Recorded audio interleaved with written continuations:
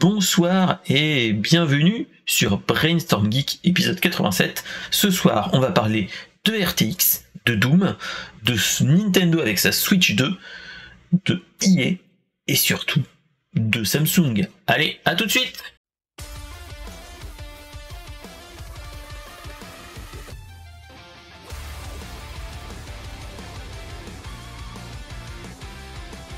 Et bonsoir à tous. J'espère que vous allez bien. Alors, qu'est-ce que Brainstorm Geek pour ceux qui arrivent ce soir, Brainstorm Geek sur Twitch, mais un petit peu partout, hein. C'est une émission où on va parler de ce qui s'est passé entre les deux émissions, de l'actu tech, jeux vidéo, BD, tout ce qu'on aime, voilà. On en parle là, et on parle avec la Chatroom. Donc voilà, donc c'est une fois tous les 15 jours normalement. Ça peut osciller avec les 3 semaines vu que je suis sur d'autres émissions de lundi soir, par exemple Insercoin sur Studio Renegade, et donc voilà. Donc des fois je recule d'une semaine, mais normalement c'est toutes les 2 à 3 semaines. Voilà. En tout cas, qu'est-ce que Brainstorm Geek? Vous le savez, et surtout on le retrouve sur Twitch les lundis soirs, quand j'enregistre, hein, voilà. Et après, quand je fais mon montage, vous l'avez le lendemain au format audio sur Spotify, Deezer et toutes ces joyeusetés. Et ensuite, vous avez la version audio, enfin la version vidéo sur YouTube. Et là, je fais normalement du petit montage pour avoir chaque capsule entre guillemets que j'appelle ça, mais chaque sujet. Tous les jours de la semaine, et à la fin vous avez l'épisode en entier. Donc n'hésitez pas à vous abonner à la chaîne, à vous abonner aussi à cette chaîne Twitch, mais aussi à la chaîne YouTube, et donc voilà. En tout cas, c'était les petites infos. Voilà. Qu'est-ce que je voulais vous dire d'autre? Qu'est-ce qui s'est passé entre les deux épisodes, entre il y a 3 semaines et maintenant? Il n'y a pas eu grand chose. Il y a eu des petites roulis sur Bordeaux où on a fêté dignement un anniversaire. Voilà. Ensuite, qu'est-ce qu'on a fait d'autre? On a fait j'ai joué un petit peu dans mon coin, et surtout j'ai soigné les enfants. Parce que qui dit janvier-février dit aussi grippe. Et donc la semaine dernière c'était petite grippe. Et donc là on enchaîne avec la grippe de la plus grande. Donc tout le monde est en train de dormir comme un bienheureux, et ils toussent comme des petits fous. Voilà. Donc bon, on va faire avec, hein. De toute façon tout le monde est couché. Si vous entendez des petites toux, c'est les enfants qui toussent à côté, dans les chambres d'à côté, hein, de toute façon. Voilà. Et on verra bien, voilà. En tout cas, pas grand chose de plus. Si après mon aventure à faire de l'acquisition, vidéo avec un magnétoscope, je vais bientôt partir sur une autre aventure qui est nulle autre que l'acquisition de prendre en fait, c'est que j'ai la belle famille qui ont des bobines Super 8, et on essaye de les numériser. Alors j'ai regardé un petit peu toutes les numérisations possibles et imaginables. Ça coûte une couille et demie quand tu as une trentaine de bobines à numériser, hein. Faut pas se leurrer. Ça oscille entre 15 et 50 balles. Et donc voilà. Donc là en fait on est en train de faire la numérisation du pauvre. C'est que j'ai retrouvé une lampe pour le projecteur de bobine Super 8 de la belle famille, et ensuite on va essayer avec soit ça, soit mon téléphone qui est là avec un trépied, etc.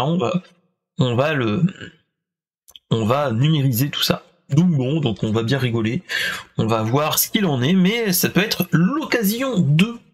Donc voilà, si ça vous dit, on pourra peut-être en parler, entre guillemets, voilà, en dehors des streams, dans le Discord, si ça vous dit de venir nous voir. Voilà. En tout cas, voilà, à part ça, pas grand-chose de plus, hein, la grossesse avance. Malheureusement, comment ça avance, il y a de fortes chances que il y a une mauvaise nouvelle qui va s'annoncer assez rapidement, je pense. C'est que d'ici oui, je pense mon anniversaire, Brainstorm Geek ne sera pas viable proprement dit, c'est-à-dire que vu que c'est moi qui m'occupe de tout, des sujets, de préparer les sujets, de monter, de faire l'enregistrement, toutes ces choses-là, il y a de fortes chances que je pense que avril, je mette en pause cette émission et que j'attende de voir comment se fait la vie autour du 3e Chibi et donc voilà. Donc je pense qu'on arrivera vers l'épisode 90.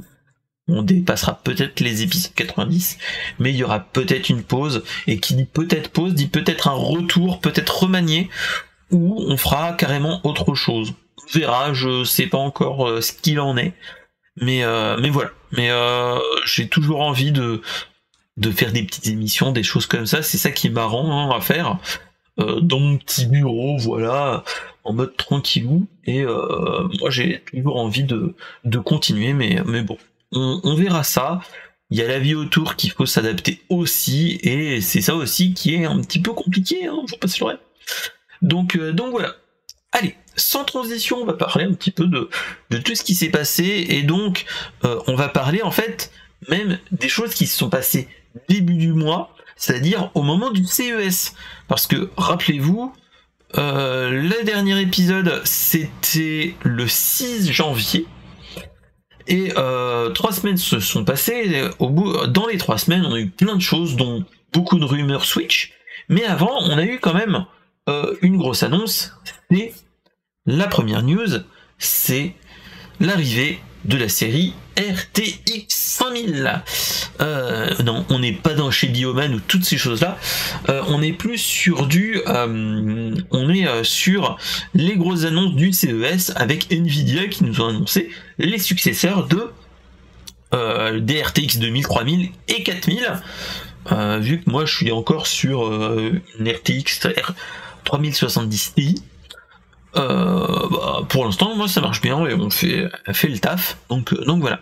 Mais en tout cas 8 janvier on nous a annoncé les nouvelles cartes graphiques 5000 avec la 5090 qu'on voit de plus en plus sur YouTube pour ceux qui regardent un petit peu l'actu tech.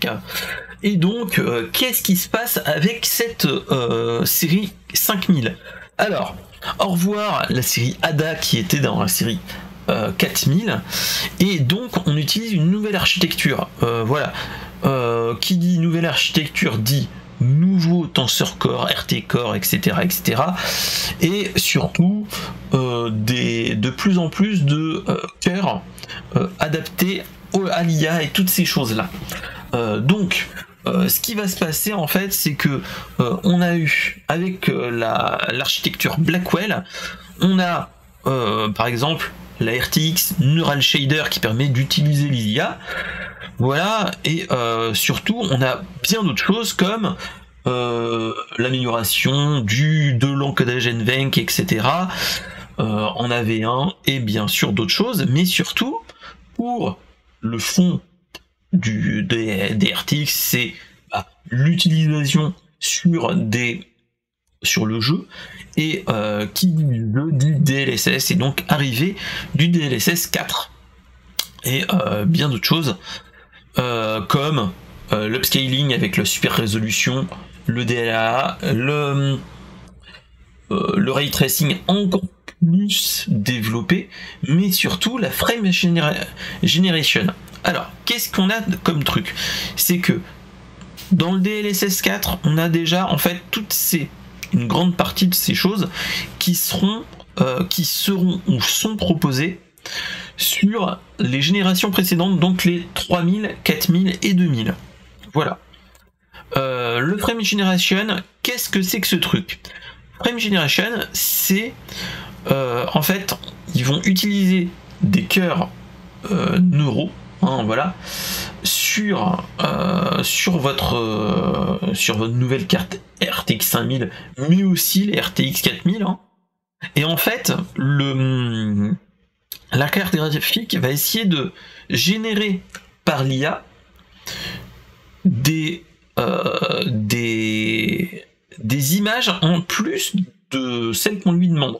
C'est-à-dire que on va avoir des des images intermédiaires entre, par exemple, imaginons, on demande à la RTX, à la carte graphique, de faire un jeu en 30 images secondes, avec le DLSS, avec le frame generation, on peut lui demander de doubler, par exemple, donc arriver jusqu'à 60 images secondes. Chose plutôt intéressante pour des jeux plutôt gourmands, mais surtout ça permet aussi d'optimiser. Petit bémol, moi j'ai regardé un petit peu quelques vidéos. Bon, les vidéos de Nvidia montrent des trucs what the fuck, t'es là, tu dis waouh, c'est génial, il faut que je change la carte graphique. Mais en fait, après l'avoir vraiment regardé, en fait, tu te rends compte que ça vaut pas plus le coup que ça. Je m'explique. Moi j'ai regardé des vidéos où des mecs font les frame generation, etc. Et tu vois par exemple sur un jeu type Cyberpunk, qui est vieux quand même, qui date de avant le... qui date d'il y a au moins 5 ans, voilà, c'est ce qu'il faut se dire. Tu vois que le frame generation chie un petit peu dans la colle. Après faut zoomer, hein, faut pas se leurrer, mais il fait des frames en plus où tu vois qu'il y a un petit peu du mal, enfin les tensor core et les neural core ont un petit peu de mal et ils chient un petit peu au niveau par exemple du grillage, des choses comme ça, quand ça va trop vite. Et on sent qu'il est un petit peu oula, je sais pas ce que je dois faire, je fais quoi, etc. On le sent vraiment. Et c'est ça qui est dommage. Mais en tout cas, c'est une belle avancée. Après, moi, c'est ce que j'ai envie de vous dire.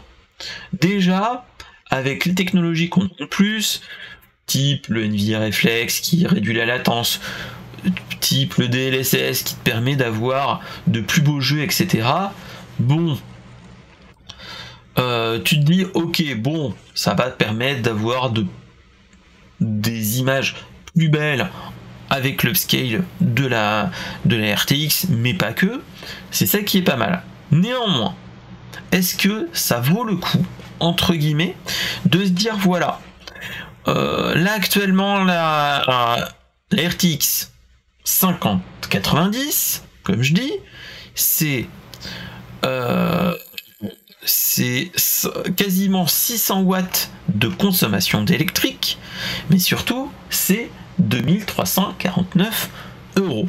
Alors, moi j'ai envie de vous dire, là il faut quelque chose déjà de se poser la question, c'est que ok, c'est une mise à jour à faire si vous êtes encore sur des GTX 1000 ou 1600. Là, ok, pas de problème. On est vraiment dans du vieux, ça c'est encore jouable.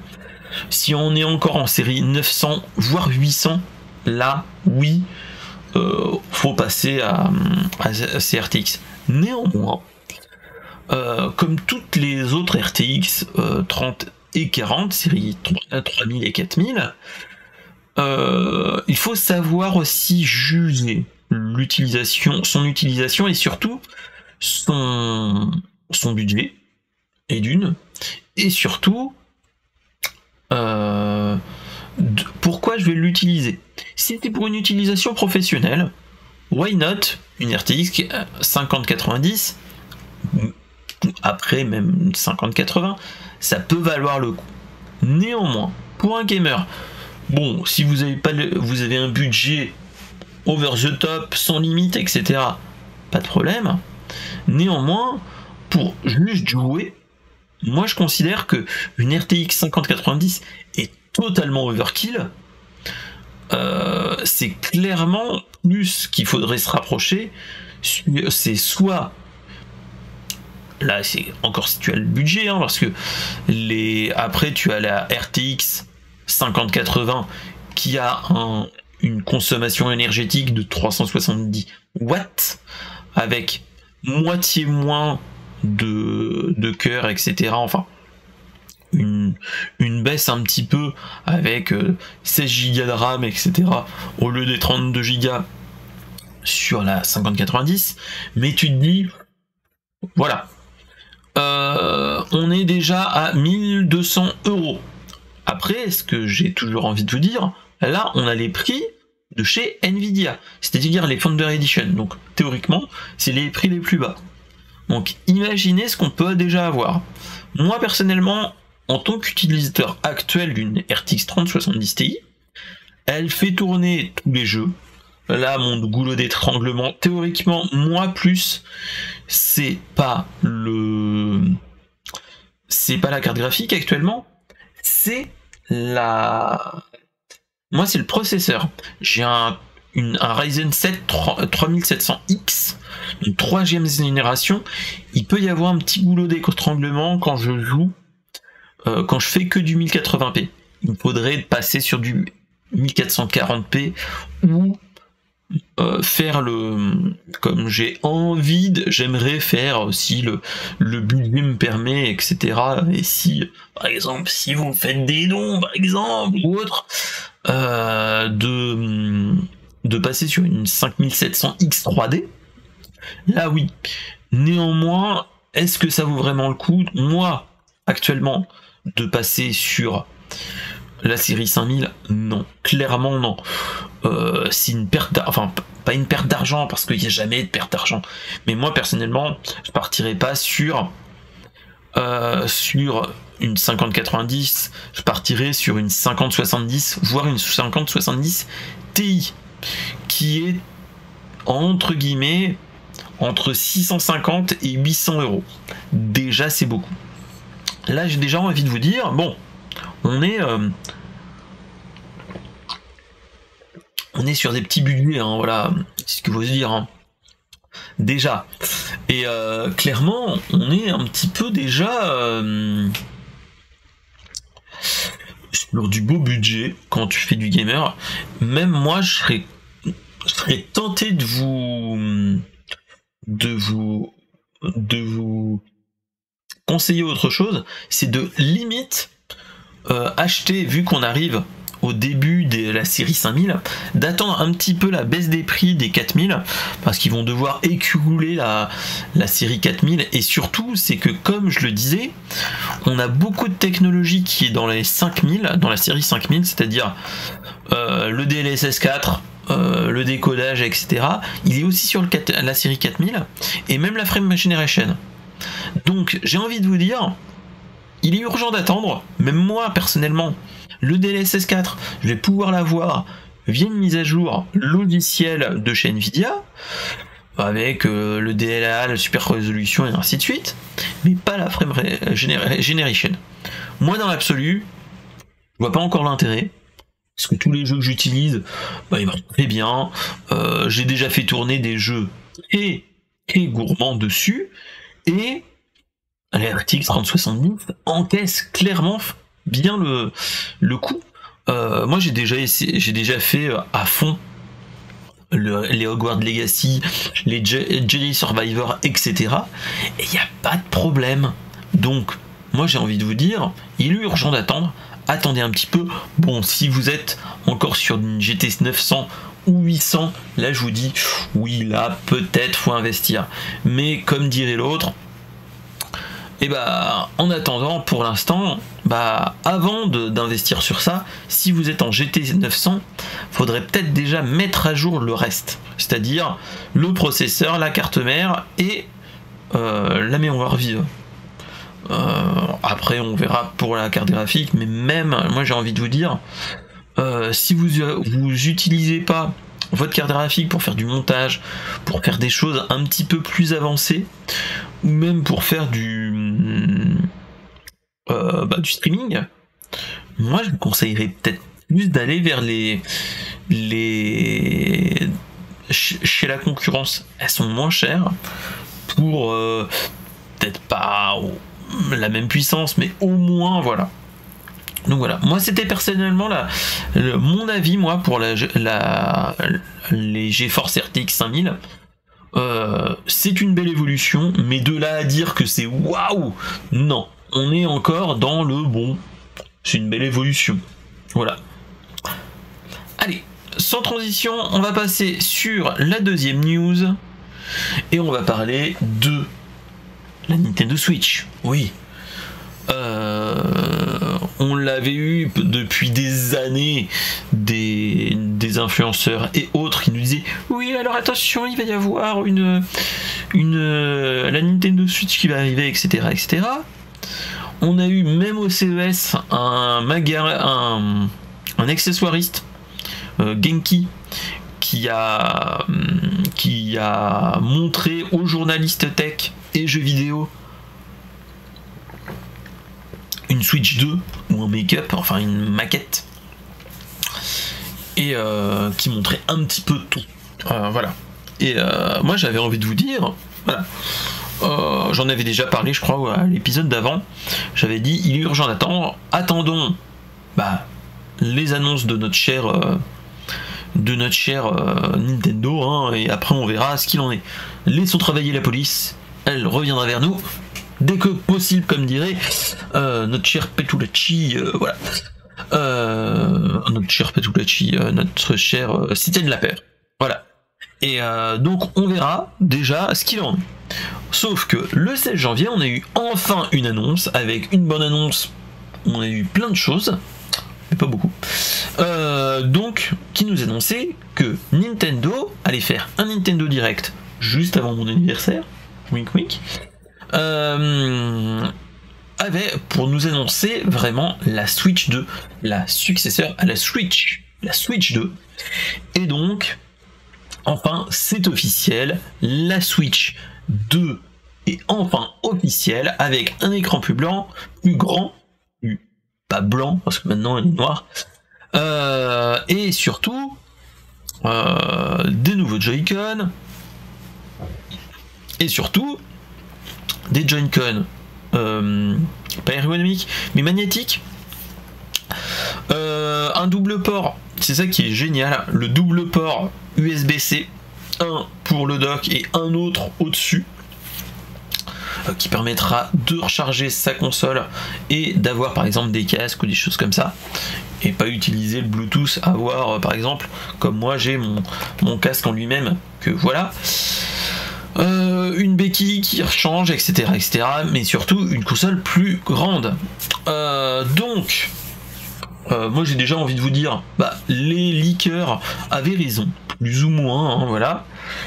Merci à Genki, bon voilà, petite pensée à tous ces accessoiristes qui ont fait du leak pas du tout caché. J'ai envie de vous dire, ils vont avoir des petits soucis avec notre cher Nintendo, hein. Je pense qu'ils sont un petit peu pas dans la sauce mais bien énervé. J'avais comme je disais à un pote pas plus tard que la semaine dernière, et même la semaine d'avant, tous ces accessoiristes qui ont fait des leaks, etc., moi j'ai envie de vous dire, si on les voit pas en bisbis avec Nintendo, ou pas, j'allais dire une balle dans la nuque de notre cher Nintendo, voilà. Mais j'ai envie de vous dire, je pense que là ils sont un petit peu dans la mouise, clairement, hein, voilà. Après, moi j'ai envie de vous dire, on a des grosses améliorations, on a des choses qu'on attendait, hein, clairement, voilà. Mais surtout, on a des choses qu'on n'a pas encore. On a vu des choses, on a vu par exemple un jeu qui devrait arriver dans le line-up de sortie, ce qui serait le plus logique, hein, clairement, c'est d'avoir un nouveau Mario Kart. Pas un Mario Kart 8 Deluxe, pas un Mario Kart 9, parce que Mario Kart 9 est plus ou moins celui qu'on avait sur téléphone, c'est Mario Kart Tour. Ça serait plus un Mario Kart 10, avec des potentiels au vu de la bande-annonce, arriver jusqu'à 24 adversaires, voilà, avec des refontes graphiques de certaines choses, de certaines cartes, de certains personnages. Après, bon, moi j'ai envie de dire, bon, il y a des personnages qui se rapprochent du dessin animé, du film qu'on a eu, hein, l'année dernière, et avec un Donkey Kong que moi je suis pas fan à fond, voilà. Après, j'ai envie de vous dire, dans l'absolu, là ça sera pas une PS5 Pro, hein, faut pas se leurrer. Je pense qu'on se rapprocherait peut-être plus d'un point de vue puissance, par rapport, vu qu'il y a quand même 7 ans qui sont écoulés, je pense qu'on se rapprochera plus d'une PS4 Pro, voire PS5. Je pense ça jouera à armes égales avec une Steam Deck, hein, voilà. faut pas se leurrer. Mais en tout cas, on a encore un flou artistique au niveau des caractéristiques techniques. Les leaks te disent que bon, il va y avoir qu'ils vont réutiliser la plateforme Nvidia, etc. Ça, il n'y a pas de souci, hein, voilà, du ray tracing, des SD qui vont marcher plus vite, le HDR, toutes ces choses-là, hein, faut pas se leurrer. Mais en attendant, moi, il y a une chose qu'il faut pas être en mode wow, ça va aller. Moi j'ai envie de plus de vous dire, ok, pour l'instant on a juste l'annonce. On nous a montré des choses, on nous a montré un Mario Kart par exemple, on nous a montré un gimmick avec des nouveaux Joy-Con, etc. Bon, ok. On nous a montré aussi une utilisation. Il y a un capteur optique sur la tranche du Joy-Con et il y en a qui disent ouais, ça pourrait être utilisé comme une souris optique. Why not? Why not, hein, faut pas se leurrer, hein. Ça pourrait être intéressant à voir déjà. Et on verra ce qu'il en est. J'ai envie de vous dire, il est urgent d'attendre. Voilà, on a un Nintendo Direct le 2 avril qui, je pense, va nous avancer plus de choses. On va avoir du Xenoblade Chronicle qu'on attend, etc. Le Metroid Prime qui va arriver le 4, hein, voilà. Toutes ces choses-là, il y a de fortes chances qu'on va nous en parler sur ce Nintendo Direct. On nous en... vous voyez, ces jeux-là, ils sont disponibles sur la Switch 1, mais elle sera disponible sur la Switch 2. Voilà. Ça pourrait être intéressant. Néanmoins, moi j'ai un truc à vous raconter. Outre tout ça, on a vu plusieurs choses. On nous a vu que tous les jeux seront jeux physiques et achetés sur le Nintendo eShop seront compatibles avec la Nintendo Switch 2. Ils ont dit que néanmoins, certains ne seront pas compatibles, à voir avec. Moi j'ai envie de vous dire, je pense qu'il va y avoir des choses du type les Nintendo Switch Sport, ça il n'y aura pas de problème. Les Just Dance, je pense pas non plus. Néanmoins, on risque d'avoir des problèmes pour des jeux de ce type-là. Moi j'ai... Allez, tac. Faut que je la retrouve. Moi j'avais pas les Nintendo Labo. Mais les Nintendo Labo, il y a de fortes chances qu'il y ait des problématiques à ce niveau-là. Moi par exemple, j'ai...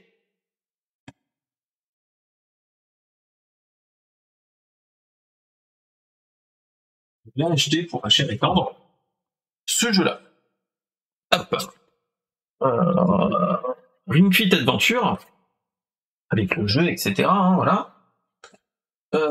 Vu que tous ces trucs-là s'étaient faits, entre guillemets, hein, sur l'utilisation de la glissière qui est là, etc., il y a de fortes chances que ça soit moins pratique. Surtout que l'écran, la Switch est plus grande potentiellement, donc les manettes seront plus grandes. Et surtout que le Joy-Con change aussi un petit peu.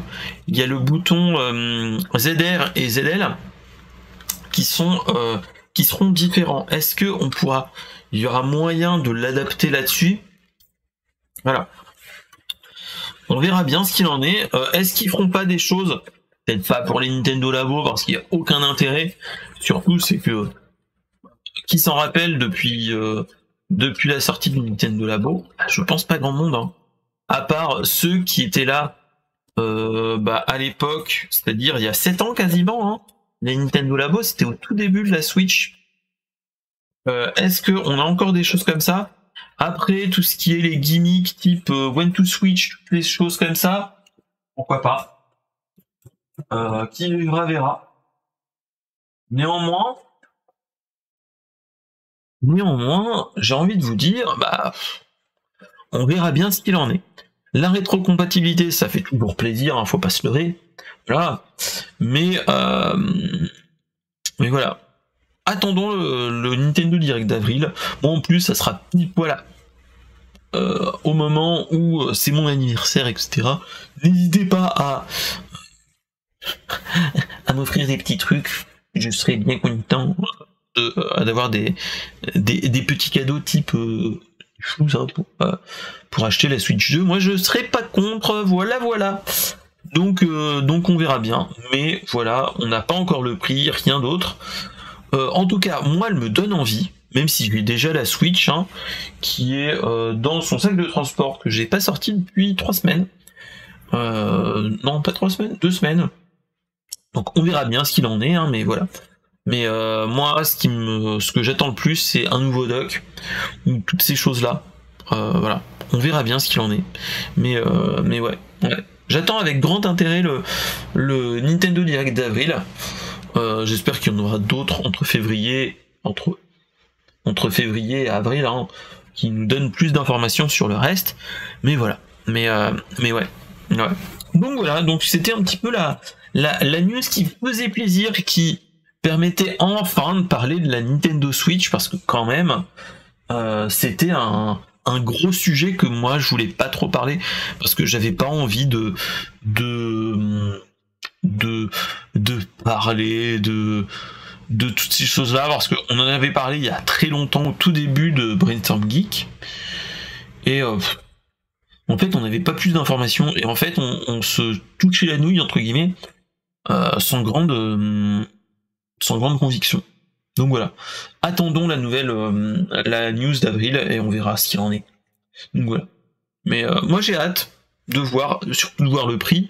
Bon, faut pas se leurrer, hein, ça sera pas une Switch 2 à 300 balles, hein, je pense qu'on sera un petit 50 à 50-100 euros de plus, hein, faut pas se leurrer. Mais bon, après, c'est normal. Donc voilà. Allez, sans transition, on va passer sur la 3e news de la semaine, de l'émission, et on va parler d'une chose que j'ai beaucoup rigolé. Si vous me connaissez, et surtout les plus anciens de la chaîne, vous me connaissez. Moi j'adore, j'ai un petit plaisir personnel, c'est de jouer de temps en temps à Doom, mais le Doom classique, hein, voilà. Et moi j'avais adoré un pote streamer qui malheureusement ne fait plus de stream, mais qui nous faisait de temps en temps des émissions sur le rétro gaming, et il nous parlait d'une chose, c'est de Doom et de la blague du est-ce que ceci pourrait faire est-ce qu'on pourrait faire marcher Doom sur ceci, sur des petits trucs électroniques, etc. Je vous avais montré plein de choses. On avait vu Doom sur une borne, les bornes de commande de KFC, etc., de fast food. On avait vu quoi? On avait vu sur dans une brique Lego, dans un test de grossesse. On en avait vu une quantité astronomique sur un petit peu n'importe quoi. Et là, c'est la dernière news qui est magnifique.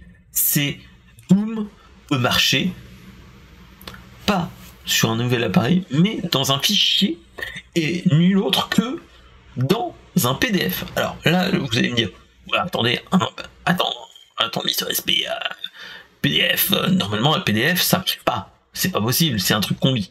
Et bah si, il y a des mecs qui sont bien fait chier, hein, faut pas se leurrer, hein, voilà. Mais il y a des mecs qui sont mis à fond pour créer, pour rendre possible d'avoir un jeu, donc Doom. Donc il faut disposer le boîte original, hein, comme toujours. Mais en fait, on a le fichier de PDF, et en fait le projet en lui-même, c'est que on utilise du JavaScript dans les fichiers PDF, et donc ça permet de lancer le jeu et en avant Guingamp. Ce qu'il faut savoir, on a des niveaux de couleurs avec des codes ASCII, etc. en fait, et en fait chaque ligne est représentée par des codes ASCII, et ça vous fait un rendu en noir et blanc. Donc monochrome, 6 couleurs, 6 nuances de gris, et ça permet d'avoir une résolution suffisante qui nous fait du 320 par 200 pixels à 12 images secondes. Attention les gars, voilà. Donc c'était vraiment plutôt cool. Et voilà, le truc, moi j'ai trouvé génial cette news. Bon, c'était la news à la con, mais j'ai adoré le lire parce que tu te dis, voilà, il y a une frange de développeurs et de team leaders quand même qui sont à se dire, on va mettre, c'est le running gag du Doom, de mettre n'importe quoi, enfin de mettre Doom dans n'importe quoi. Et bon, voilà, moi j'ai ma petite console rétro, j'ai Doom dedans, j'ai plein d'autres choses comme ça, j'ai Doom. Voilà, moi si je pouvais, enfin si on pouvait, on peut le mettre n'importe quoi sur un téléphone, tu peux l'avoir sur n'importe lequel, tu peux l'avoir, et c'est ça qui est marrant, c'est ça qui est le plus marrant, et limite c'est ça qui donne le plus envie. Je vais vous montrer. Tac. Non. Le GitHub. Et là, j'ai envie de vous dire. Là, c'est une vidéo, mais si je vous montre ça, moi j'ai envie de vous dire, c'est génial, c'est clairement génial. Moi, je suis là, je suis bouche à voir des petits trucs comme ça en noir et blanc. Moi, ça me fait totalement marrer. Et donc, moi, j'ai dit Loom via Doom, surtout qu'on a bientôt un Doom qui va arriver. Faut pas se leurrer, on a Doom Dark Ages qui vont arriver, qui va arriver sur PC et la Xbox, si mes souvenirs sont bons, sur le Xbox Game Pass. Et donc clairement c'est des trucs comme ça qui font toujours plaisir à entendre, d'avoir le classique Doom qui nous ramène à des décennies en arrière, et clairement c'était ça qui est cool.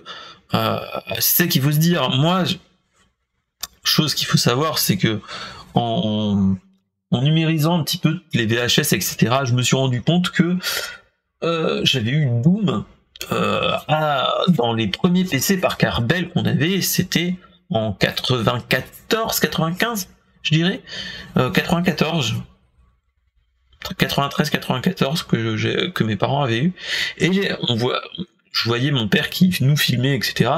Et on nous voit avec mon frère jouer à Doom sur un PC sur 386. Non, c'était peut-être un Pentium, je sais plus. Mais voilà, mais déjà avec Doom, t'es là, tu te dis, ouf, on est loin. On revient bien en arrière. Donc voilà. Donc en tout cas, c'était la petite news qui fait plaisir pour le rétro gamer que je suis, de voir toujours notre cher Doom qui... et revient d'entre les morts toujours, et surtout sur des endroits où on ne pense pas le retrouver. Donc voilà. Allez, sans transition, on va passer sur l'avant-dernière news de l'émission, et on va parler de... Attention, on va parler de EA et d'Origin. Alors, qu'est-ce que c'est que Origin? Alors, attention, je vais éternuer. Non, c'est bon. Qu'est-ce que Origin? Origin, c'est le lanceur de jeux de EA, hein, qui était sorti il y a plus de 14 ans, hein, voilà, en 2010-2011, si mes souvenirs sont bons. On avait eu un lanceur des jeux, et surtout le store de jeux, où tu as n'importe quel jeu, voilà. Et en fait, ce qui arrive, c'est que on vient de nous annoncer que Electronic Arts, donc EA, va fermer définitivement le 17 avril, donc après mon anniversaire et de ma petite chibi, hein, voilà. Origin va fermer malheureusement, et donc malheureusement, et surtout pourquoi? Ce qu'il faut se rappeler, c'est que Electronic Arts, bon, à l'époque, en 2011, ils avaient créé en fait ce store pour être en concurrence frontale avec Steam, hein, faut pas se leurrer, hein, voilà. Et ils avaient mis en fait toute leur franchise dessus, c'est-à-dire que on avait FIFA, les Sims, Mass Effect, on avait toutes ces choses-là dessus, hein, clairement. Et voilà, on avait le store en lui-même avec les DLC possibles et ainsi de suite. Et clairement, on était là, voilà. Moi, je l'ai installé dans les années 2000-2020. 2020, ouais, 2018-2020, pour jouer Apex Legends, tous ces jeux-là dessus. Et je dois l'avoir encore sur ce PC, quoique, pas sûr. Et salut le studio Renegade! Merci pour le raid les copains, merci beaucoup. J'espère que vous allez bien. J'espère que vous avez fait une belle émission sur un Cercoin. J'espère que tu vas bien mon cher Flo. J'espère que Hugues tu vas bien. Et j'espère que vous allez bien. Tous ceux qui viennent de raider. Bon, il doit y avoir un petit ghost, toutes ces choses là. Coucou les copines. Voilà, donc pour ceux qui connaissent pas le studio Renegade, c'est tous les lundis soir normalement, vous avez un Cercoin, c'est une émission sur l'actu du jeu vidéo, avec Flo et Hugues, pour l'instant. On verra ce qu'il en est, mais il y a risque de vous risquez de les voir de moins en moins, mais en attendant, allez les voir de ma part, ça fait toujours du bien de voir les potos, d'aller voir les potos, et c'est ça qui fait du bien. Voilà. On va revenir sur la news où on était. On parlait de EA et la fin de Origin. Voilà. Ce qu'il faut savoir, c'est que on avait en fait Origin qui était le launcher. Et merci pour le resub, merci beaucoup. Le Ghost Dragon, j'espère que tu vas bien mon cher Ghost.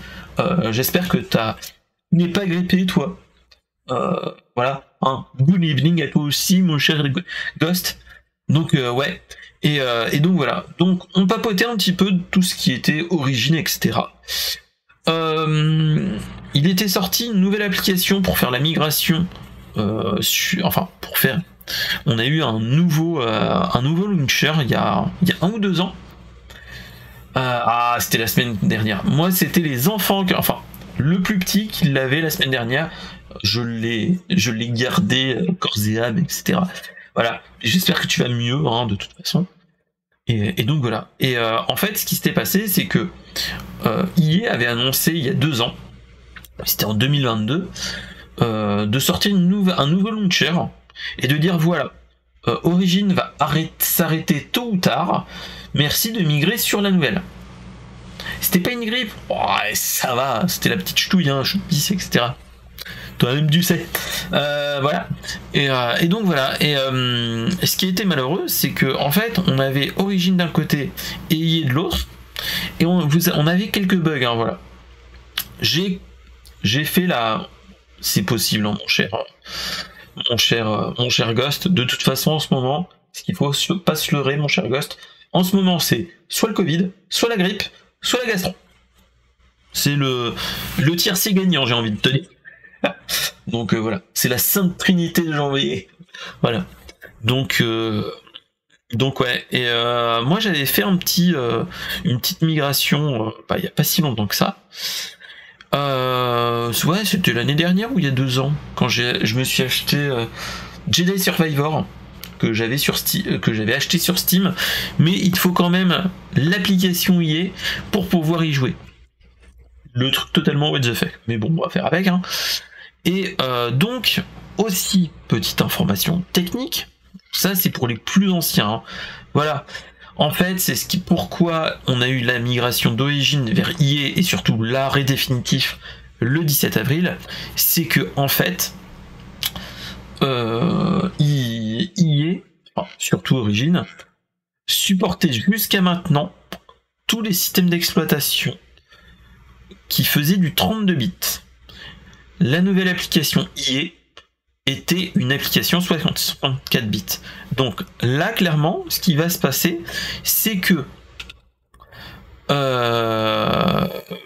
il va falloir soit passer sur l'application EA, mais sinon, dans l'autre possibilité, vous pouvez aussi faire un autre client, c'est ça qui est intéressant aussi. 32 bits, oui, truc de vieux comme oui, voilà, mais tout le monde le sait, hein, plus il y a de bits, meilleur c'est.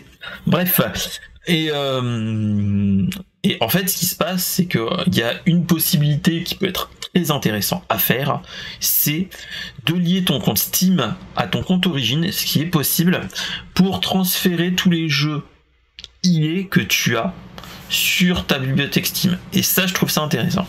Voilà. Moi, je trouve que ça, c'est le move le plus intéressant à faire que de faire un saut de puce d'origine à EA. Je trouve ça dommage d'avoir plein de lanceurs. En plus, ça te bouffe une quantité astronomique sur ton PC. Ça te le ralentit tôt ou tard, parce qu'il faut pas se leurrer. Tu as Steam d'ouvert, un tant soit peu. Tu as Epic, un tant soit peu. Tu as GOG aussi. Tu as Origin. Tu as, pour les jeux Ubisoft, le launcher Ubisoft. Microsoft, tu as le launcher Xbox, etc. Et salut mon cher Aguab, comment vas-tu? J'espère que tu vas bien. Et moi ça va pas trop mal. J'esquive tel Néo dans Matrix la grippe. Ma femme l'a eu en début d'année. Le chibi l'a eu la semaine dernière. Et la plus grande là depuis samedi. Donc tout va bien, hein. Voilà, je n'ai pas mal au nez, toutes ces choses là, donc voilà. Mais oui, mais clairement mon cher Ghost, c'est ça qui est un petit peu marrant, c'est que en fait si tu veux avoir tous tes jeux, faut avoir une multitude de launchers, mais si tu veux les avoir derrière, ça va te bouffer une quantité de mémoire de la RAM, une quantité astronomique. Donc c'est ça qui est un petit peu contre-intuitif. Donc ouais. Donc franchement, voilà. Donc ouais, donc c'était un petit peu les petits trucs un petit peu merdouilliques, mais bon. Moi j'ai envie de vous dire, réduisons pour une écologie, une économie à ce niveau-là. J'ai envie de vous dire, ce qui serait pas mal, c'est qu'on fasse du développement durable, pas que pour l'écologie, qu'on le fasse aussi pour nos PC. J'ai envie de vous dire, parce que avoir une multitude de launchers, ça ne sert à rien, clairement. Moi, je suis en train de regarder pour faire dans l'autre sens, c'est-à-dire que d'avoir... déjà, on a GOG qui le fait plus ou moins, hein, mais d'avoir un launcher qui centralise tous tes jeux, et ensuite qui te permettent d'avoir le reste. Et ça, je trouve ça génial. Donc, et c'est une chose qui serait vraiment bien à faire. Et moi, c'est tout le mal que je te souhaite, mon cher Aguab. Tu vois, par exemple, moi, Epic, je le prends parce que, bon, ça, c'est pas le pigeon, mais la pince qui vient à mes origines auvergnates, hein, qui me reviennent, c'est Epic. Tu as beaucoup de jeux gratuits.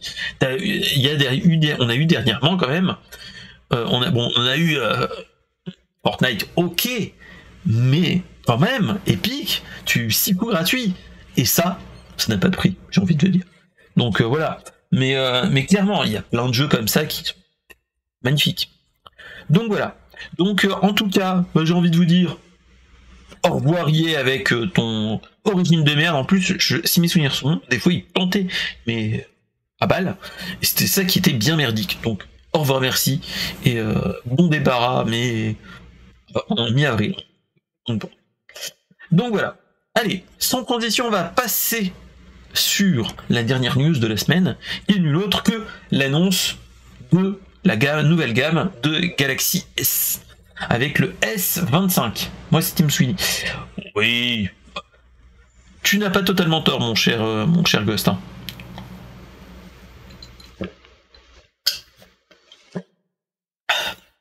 Excusez-moi, je passe entre les deux. Hein, voilà. Et donc, je vous disais, on va parler de la dernière news qui est nulle autre que la nouvelle gamme Galaxy S25. Alors, on a eu, c'était fin de semaine dernière, les annonces de la nouvelle gamme de Galaxy S25 avec le Unpacked 2025 de chez Samsung, avec les nouveaux Galaxy S25. Alors, Samsung, ils nous ont sorti un truc qui est pas une révolution dans l'absolu, hein. C'est plus une évolution douce. On va dire que on n'est clairement pas sur une grosse année d'amélioration, on est sur l'affinage, comme un affineur de fromage par exemple. En fait, ils misent plus sur l'intégration de tout ce qui est intelligence artificielle, de Gemini, et surtout de la Galaxy AI, et d'avoir une expérience plus personnalisée. Donc ils nous ont annoncé le 22 janvier, voilà, on nous annonce, voilà, avec le Snapdragon 8 Elite de chez Qualcomm. Bon, voilà, un petit peu personnalisé pour Samsung, mais rien de plus. On est loin du 3310 avec où on pouvait assommer des gens. Là, tu ne peux pas le faire, hein.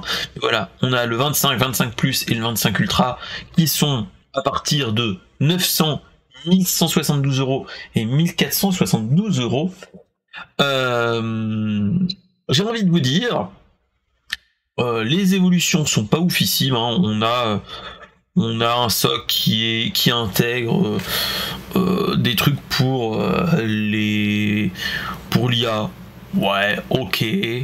Un gain de puissance de 30%. Bon, voilà. Ensuite, on nous dit que le traitement photo ne change pas, enfin, que les lentilles ne changent pas proprement dit. J'ai envie de dire. On a juste pour le ultra, on a dans le bloc photo l'objectif grand angle qui passe de 12 à 50 mégapixels. Voilà. On a un téléobjectif de 50 mégapixels, je crois qu'il y a un 200 mégapixels quelque part. J'ai envie de vous dire, en fait, même là, moi j'ai envie de vous dire, moi j'ai je me suis acheté, grande dame de madame, un Google Pixel 8a qui est à 400 €, qui est plutôt cher. Néanmoins, rien qu'avec le traitement logiciel et les capteurs qui sont plutôt bons, on a de très belles photos. Déjà, et ça, on est à 400 €, on est autour des 400 €. Ce qu'il faut savoir, c'est que tant qu'à faire là, hein, voilà, et bah clairement, le Pixel 8a, avec le traitement logiciel qu'il a, avec les Tensor Core et ainsi de suite, de chez Google, il te fait de très belles photos de nuit. Clairement. Là, je suis en train de faire j'ai pour projet de faire de récupérer de numériser avec le beau-père des bobines que je disais en début de stream, des bobines Super 8, parce que on avait regardé comment pour les numériser, pour les faire numériser, ça coûte un bras, hein, voilà, ça coûte un rein. Et en fait, c'est ce week-end, je suis allé avec ma caméra, ma webcam que j'utilise, et mon téléphone, et on a fait un versus, c'est-à-dire que j'ai mis sur un trépied ma caméra et mon téléphone, et j'ai filmé. Et en fait, je me suis rendu compte que de nuit, avec j'avais modifié en plus un petit peu l'ISO, j'avais modifié la focale pour qu'elle s'ouvre un petit peu plus, etc. Néanmoins, j'ai trouvé que un Google Pixel 8a faisait de plus belles captures vidéo. Avec une bobine, après de toute façon je vais faire du montage vidéo, etc. Je pense que je vais le faire sur du 4K et ensuite je vais la retoucher, etc. Enlever le bruit parce qu'il y a le bruit des gens qui sont à côté, etc. Mais peut-être laisser juste le bruit de la bobine et du projecteur, mais voilà. Mais clairement, je trouve que ok, d'accord, ça coûte ultra cher les nouveaux Galaxy S25. Néanmoins, j'ai envie de vous dire, 12 Go de RAM, il y a certains PC qui n'ont pas 12 Go de RAM, hein, les plus anciens se reconnaîtront. Le Ultra est un petit peu plus de meilleurs capteurs objectifs, mais les 25 et 25 plus, je crois pas. Le 25 et 25 plus, c'est 6,8 6,7 pouces de taille d'écran. J'ai envie de dire, si vous avez un budget limité, moi je vous conseillerais plus d'aller soit sur du Google Pixel si vous êtes fan de Google, ou de passer sur du Galaxy S24 au lieu du 25, parce que là, vu que le 25 arrive, le 24 baisse drastiquement, et si mes souvenirs sont bons, j'avais une de mes collègues qui m'avait parlé de ça. C'est que maintenant, le Galaxy S24, si vous allez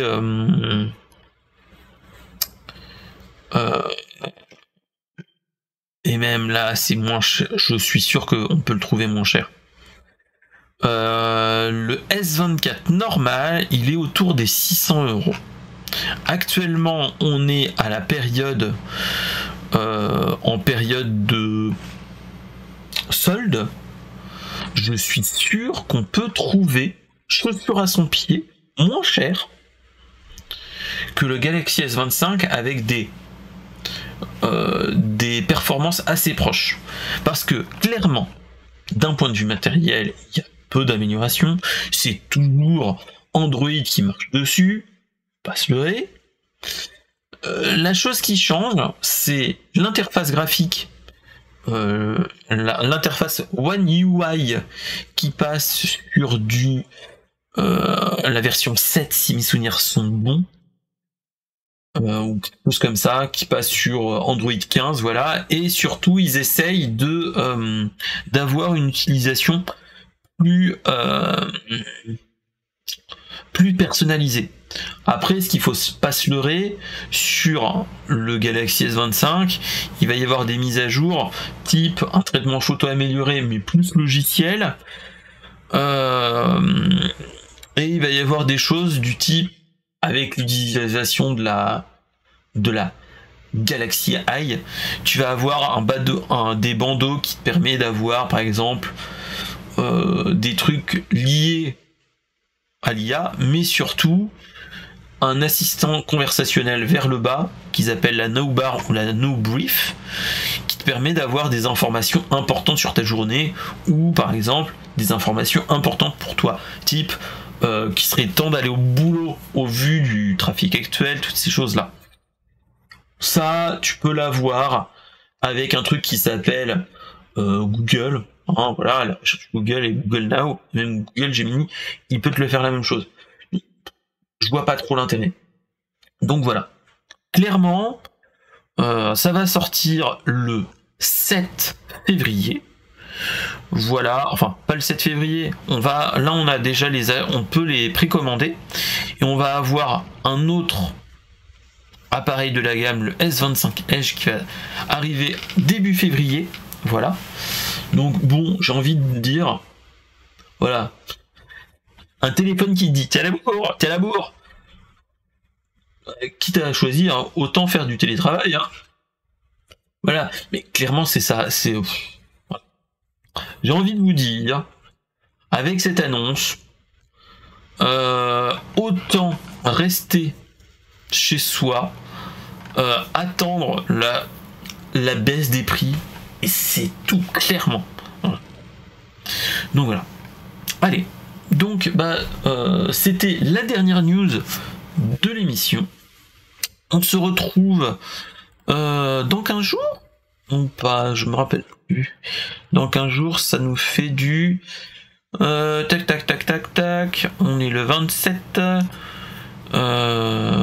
février, donc non, le 14 février.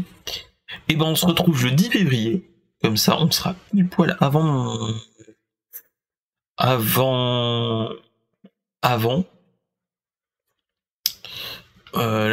les vacances, donc ça, il n'y aura pas trop de problème, mais ça sera l'émission d'après que on aura le 24 où sera un insert coin, et donc ça sera le 3 mars et le 17 mars, et après on arrivera vers le mois d'avril.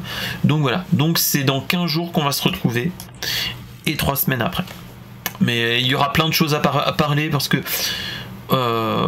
j'aurais fait quelque chose, parce que je vais vous l'annoncer là. Mais fin février, pendant les vacances où je suis avec mes enfants, je vais les emmener à la Gaming Expo Orléans, qui est un rendez-vous de jeux vidéo avec des indés sur Orléans. Donc il y a de fortes chances que je fasse quelque chose, des petites vidéos, des petits réels avec les enfants, et on verra bien ce qu'il en est. Voilà. En tout cas, moi je vous remercie beaucoup d'être venu sur l'émission. Merci pour le sub, mon cher Ghost. Merci pour le raid, le studio Renegade, et merci à tous d'être passés. Merci mon cher Aguab d'être passé, ça fait toujours plaisir de te voir. Et restez là, je lance la boucle de sortie, et on va voir s'il n'y a pas un petit poteau